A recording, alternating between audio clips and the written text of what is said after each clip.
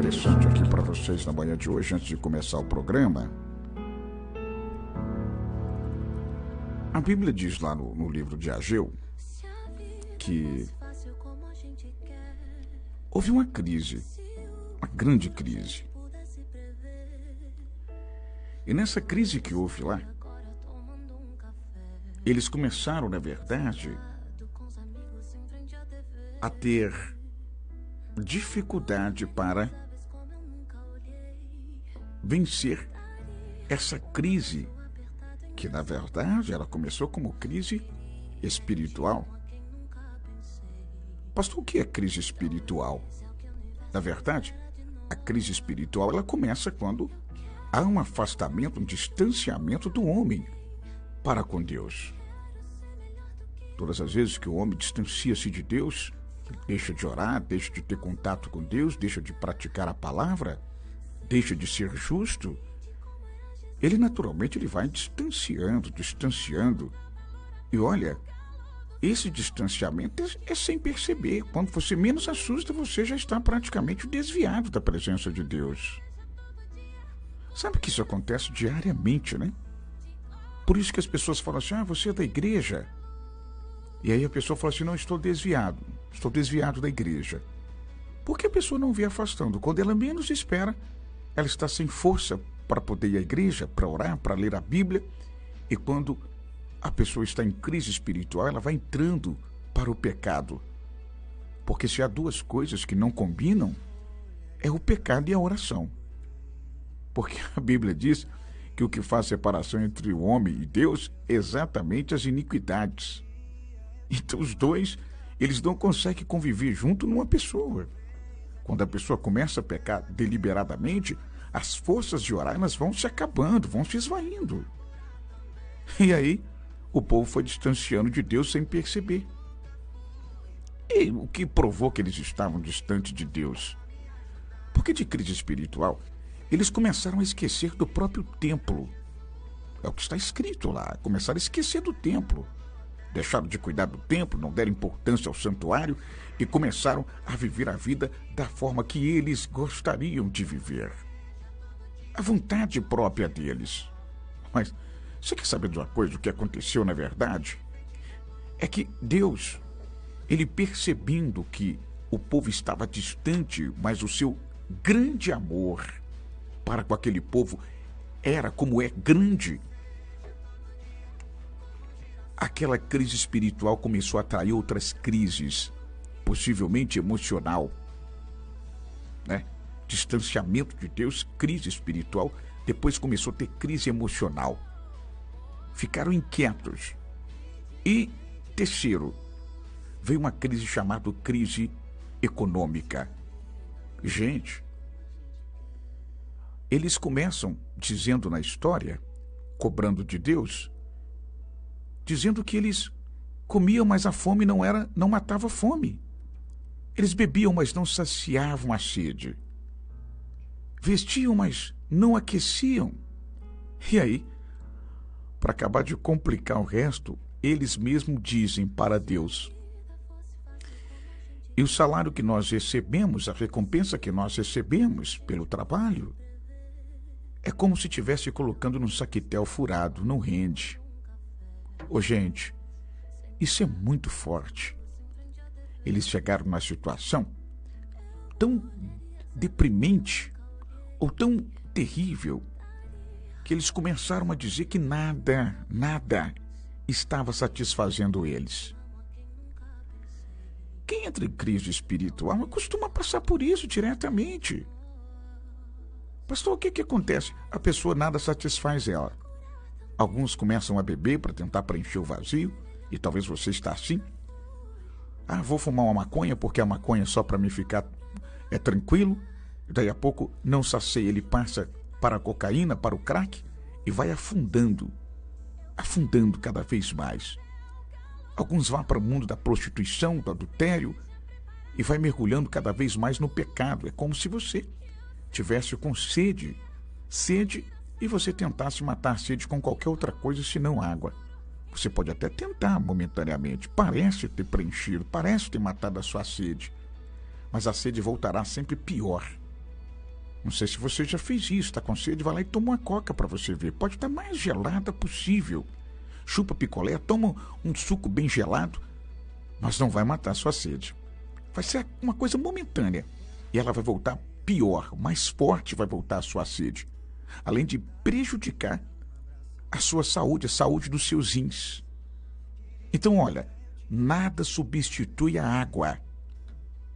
Assim também, vida espiritual, se você não estiver bem, nada substitui sua vida espiritual boa.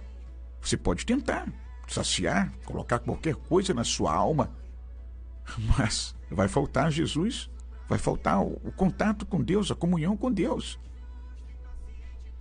Aí o povo começa a reclamar, dizer, olha, tudo que a gente faz não dá certo. E Deus, quando alguém clama, porque o segredo disso é que quando nós vamos ficando cercados, aí nós lembramos de Deus, não é? Seja você católico, espírita, evangélico, crente, protestante, sei lá o que você é. Eu sei que enquanto a vida está bem, nós começamos a curtir bastante, mas esquecer de Deus.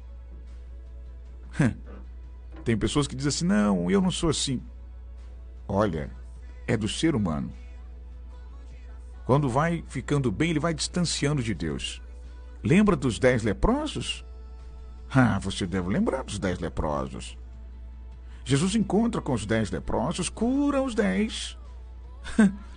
E Jesus está lá e volta apenas um para agradecer, como se só um tivesse sido curado. E Jesus pergunta, cadê os outros, né? Deu para entender o que eu estou dizendo? O ser humano, quando ele está bem, ele parece esquecer de Deus. Isso não acontece da noite para o dia, mas ele começa a esquecer aos poucos. É por isso que a Bíblia, ela tem um texto lá em Apocalipse dizendo, volte ao primeiro amor. Para voltar ao primeiro amor. Porque quando nós chegamos na igreja, ou quando nós começamos a servir a Deus, nós acreditamos piamente, nós temos horário para chegar na igreja, nós pedimos o cartão de dízimo para dizimar, para ofertar, para quem é dizimista e ofertante, nós ficamos esperando o momento da oração, o momento do culto. Depois de 2, 3 anos, 5 anos, vai ver esse crente. As atitudes dele se é a mesma. O horário que ele está chegando no culto, quantas vezes ele ora por dia, quantas vezes ele busca conselho de Deus, quantas vezes lê a Bíblia, porque assim, em vez do tempo melhorar ele vai ficando ruim na sua crença, na sua devoção. Já tem gente que nem ora para dormir, para levantar, para alimentar. Existe pessoas que não são gratas a Deus. Pessoas que dizem, não, eu amo a Deus, mas as atitudes não demonstram esse amor que você diz ter por Ele.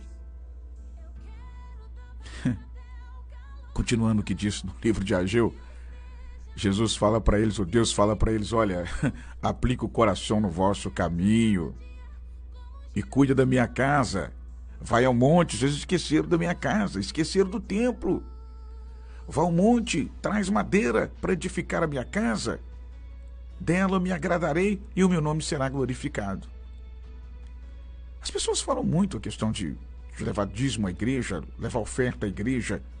Mas olha, é uma forma de você demonstrar o seu amor e a gratidão para com aquilo que Deus colocou na sua vida. Mas não é só dízimo e oferta. O fato de você ser grato, você demonstra de outras formas. Ajoelhando, mantendo o seu contato com Deus, amando o seu próximo, cuidando da igreja, cuidando do seu próprio pastor e cuidando das coisas de Deus. Isso é muito importante e que as pessoas hoje não dão tanto valor e por isso muitos estão vivendo uma vida miserável espiritualmente. Faz parte. E o povo então começou a agir. E sabe o que acontece quando o povo começa a agir?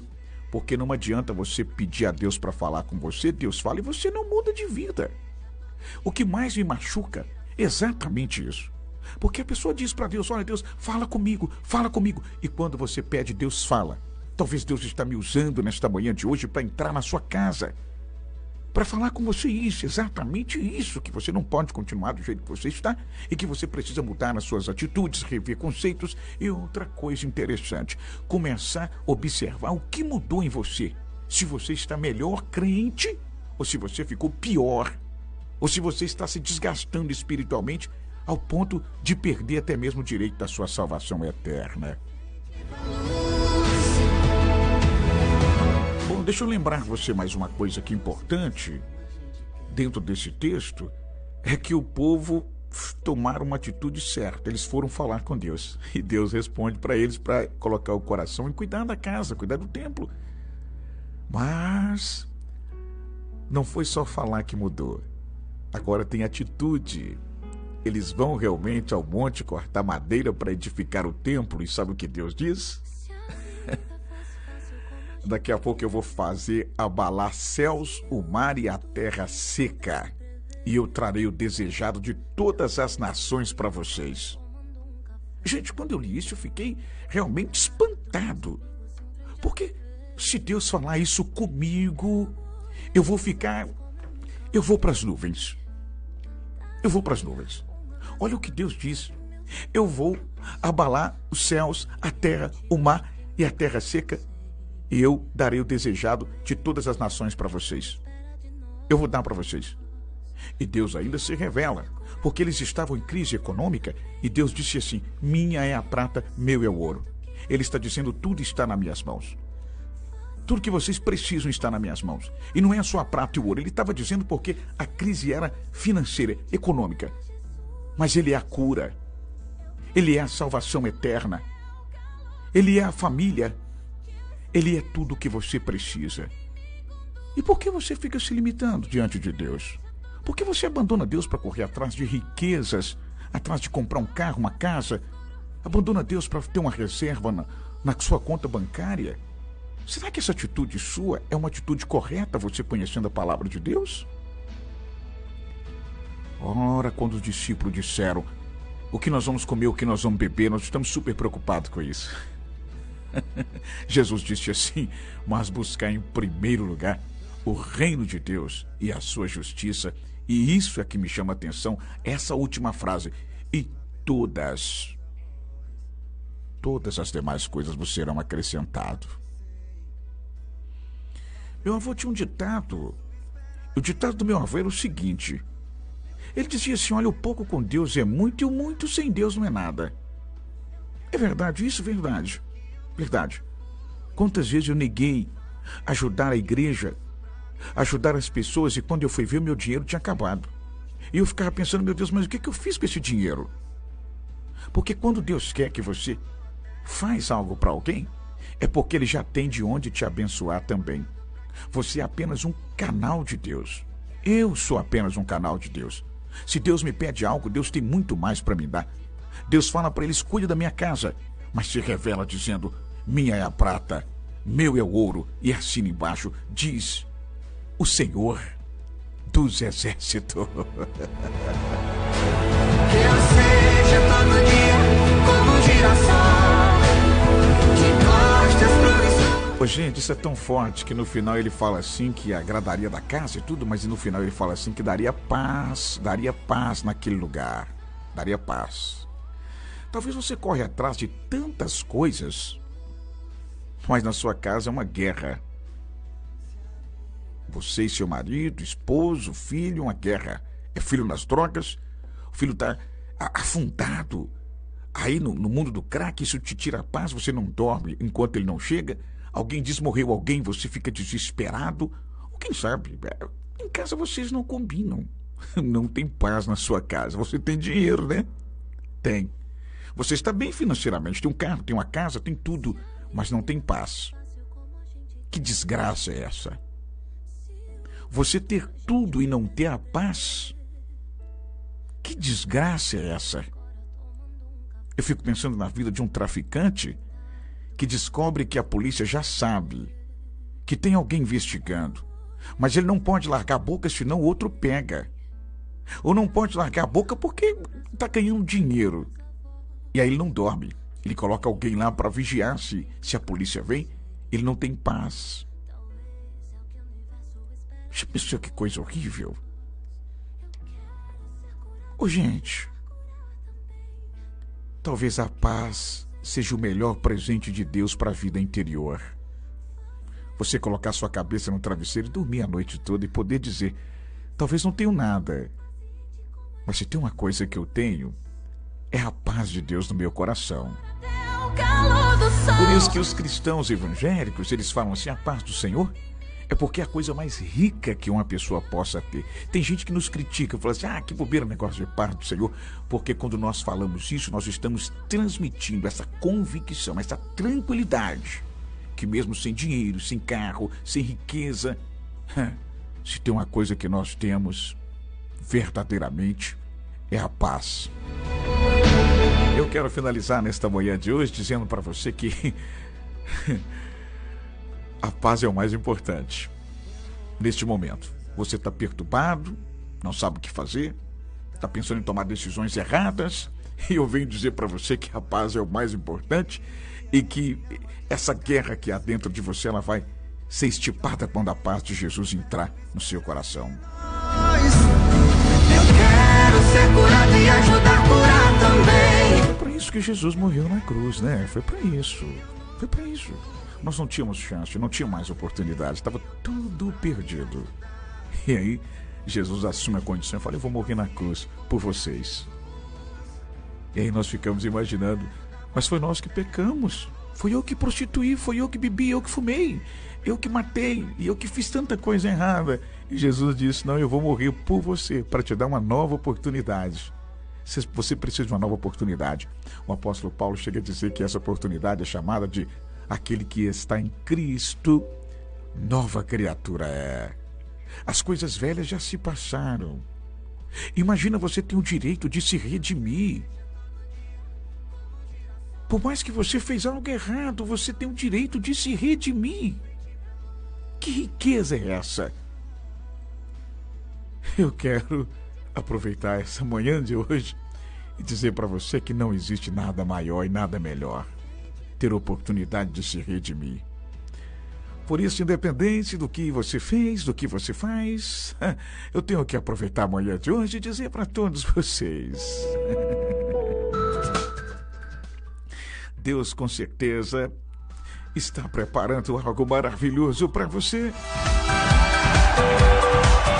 Pega essa tristeza, essa angústia, essa guerra, inclusive os seus próprios pecados, abre mão disso, joga isso para cima.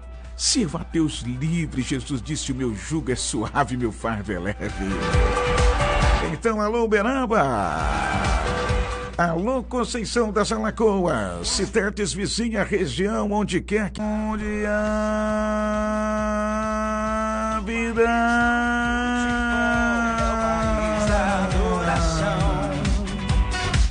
Nossos estádios ficarão lotados, não só pra diversão.